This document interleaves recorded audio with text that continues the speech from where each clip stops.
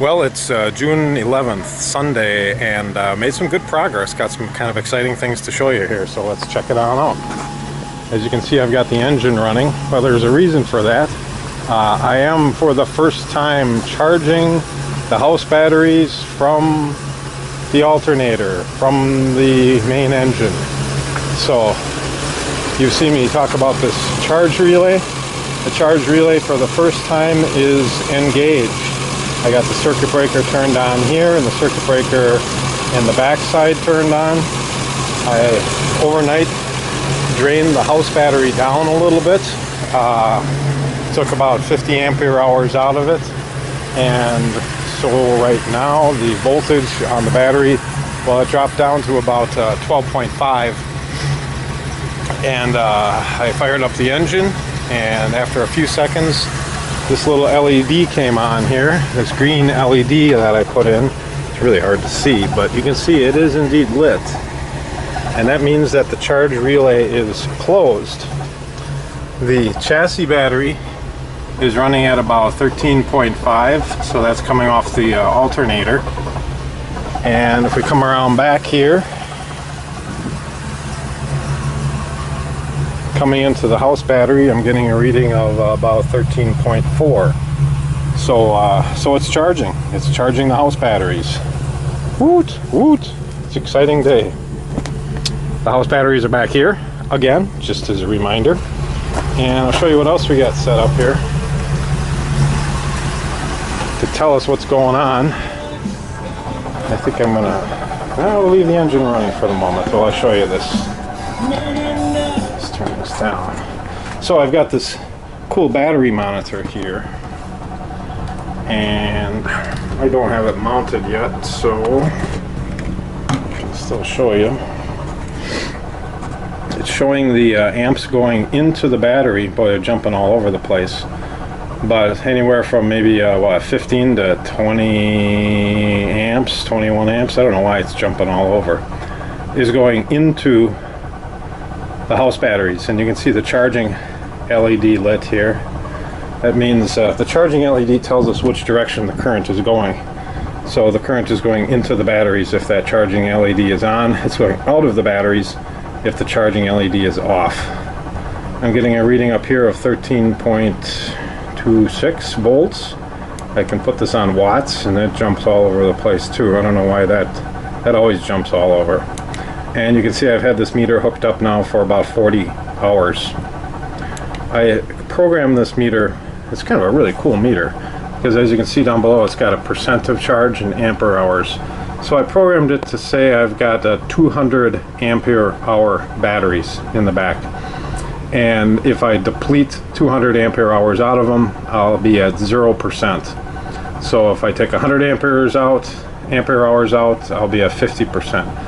So let's see what it looks like here. The ampere hours right now shows that, again, I started out at 200. I drained the battery down to about 141.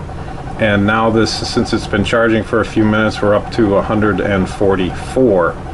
So when this gets up to 200, then we'll be fully charged. And we can push this button again and go at percent. You can see I'm at about 72% of a full charge.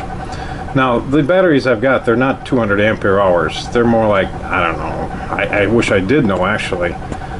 They're rated at the capacity to dump 750 ampere hours over the period of something like 30 seconds or 2 minutes or something.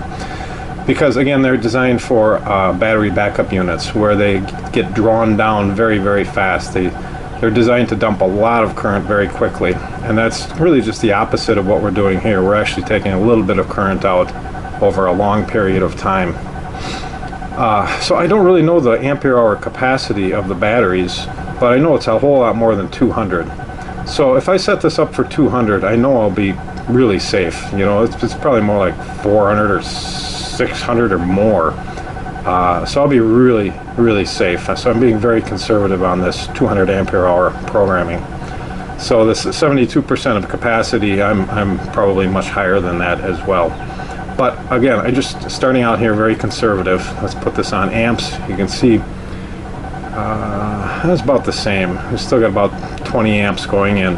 When I first started the engine up, this jumped up to, what was in the 40s, 40 to 50 amps getting dumped into the house batteries, and it pretty quickly fell, and the voltage is creeping up as well as the batteries charge.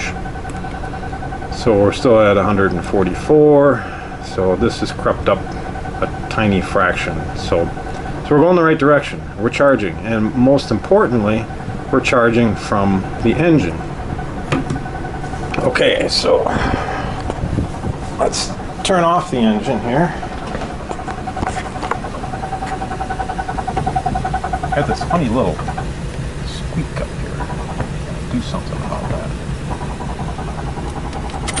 Okay. So I've got the fan running here, and I've got the refrigerator running, and I've got my radio turned on, and they're all plugged into the AC power. The AC power is coming off the inverter in the back, so it's actually coming off of the battery. So at this point, we should be discharging, and you can see the charging LED is turned off. Just come on here. And you can see we're pulling now about 16 amps out of the batteries. So now we're going the opposite direction. This ampere hour number is going to start dropping, and my percent of charge is going to start dropping over time. And you can see the voltage now is down to just the battery's voltage of 12.84 volts. So that's all working good. So one more thing we're going to do next is plug into shore power. I've got my cable right here.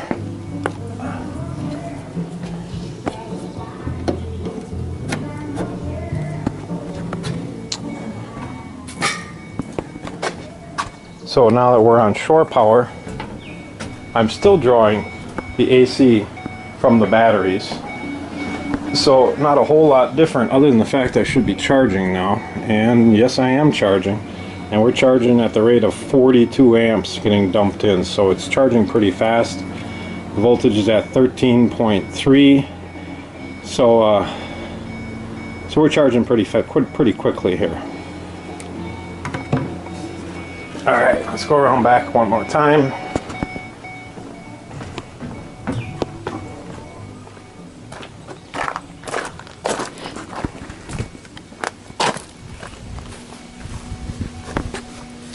At 13.5 volts here, 13 point something.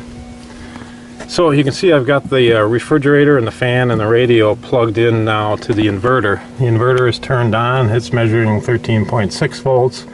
And it's telling me that I'm pulling, what, 0.12 amps? I don't know what that is. I don't know if that's a reading of watts or what. I gotta figure that out. I'm going to go ahead and turn this off. So now I've shut down the AC for the house. Unplug this from the inverter and plug it directly into shore power. So now I'm not drawing anything from the batteries. All I'm doing is charging with the charger. And this charger, yeah, it's getting a little bit warm here. The fan has not kicked in at this point. You can see it's got a cooling fan.